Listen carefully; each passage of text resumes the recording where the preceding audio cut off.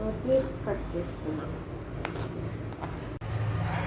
Oil అనేది గరం అయిందండి, అందులో ఆయిల్ వేసుకుంటున్నాను. కట్ చేసి పెట్టుకున్నాను అంటే ఉల్లిపాయ ముక్కలు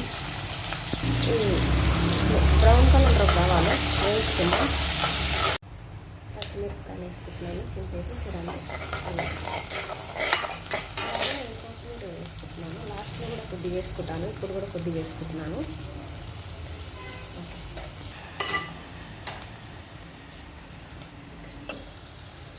ఆలుగడ్డలు వేసుకుంటున్నాను, కట్ చేసి పెట్టుకుంటున్నాను. ఆలుగడ్డలు కలుపుకోవాలి. మగ్గిపోయినాయండి ఆలుగడ్డలు. ఇందులో నేను పేస్ట్ వేసుకుంటున్నాను.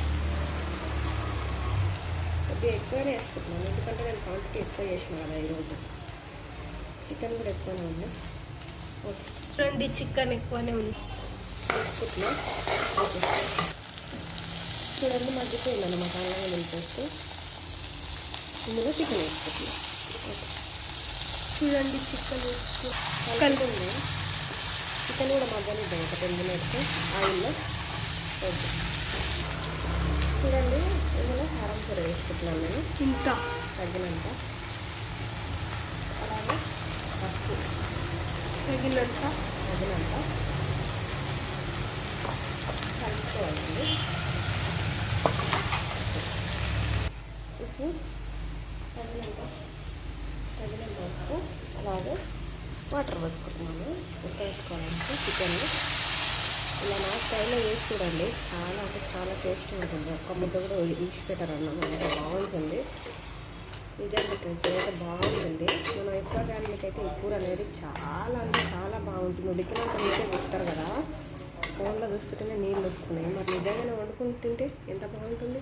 చేసుకొని తిని నాకు ఖచ్చితంగా కామెంట్ చేయండి. నేనైతే మళ్ళీ చూపిస్తాను, ఇంకా ఉంది ప్రాసెస్, ఎక్కడ వెళ్ళకండి. చూడండి, నేనైతే ఈసారి ఎక్కువనే వేసుకుంటున్నాను, ఎందుకంటే పెద్ద ఫ్యామిలీ కాబట్టి. పెద్ద ఫ్యామిలీ కోసం అనేసి చూపిస్తున్నాను ఈ వీడియో. మాదైతే పెద్ద ఫ్యామిలీ కాదు, కానీ ఏమంటారు, ఎక్కువ ఫ్యామిలీ కోసం ఈ కూర అనేది బాగుంటుంది. ఓకే చూడండి, విజిల్ పెట్టుకుంటాను, ఒక 4 విజిల్స్. ఓకేనా, బాయ్. చూడండి ఫ్రెండ్స్, 10 విజిల్ కంప్లీట్ అయిపోయింది, 4 విజిల్స్ కంప్లీట్ అయిపోయింది. చూడండి ఎట్లా ఉందో. ఆలుగడ్డ చూపిస్తాను నేను అట్లా. చూడండి ఎంత మంచిగా వండుకుంది. లాస్ట్లో కొత్తిమీర వేసుకున్నాను ఇందులో. చూడండి, దిప్పే ముందు కొత్తిమీర. Like and subscribe and share. చూడండి ఎంత బాగుంటుంది గ్రేవీ. చూడండి మీరే, చూడండి పెద్ద ఫ్యామిలీకి ఎంత బాగుంటుంది గ్రేవీ అనేది.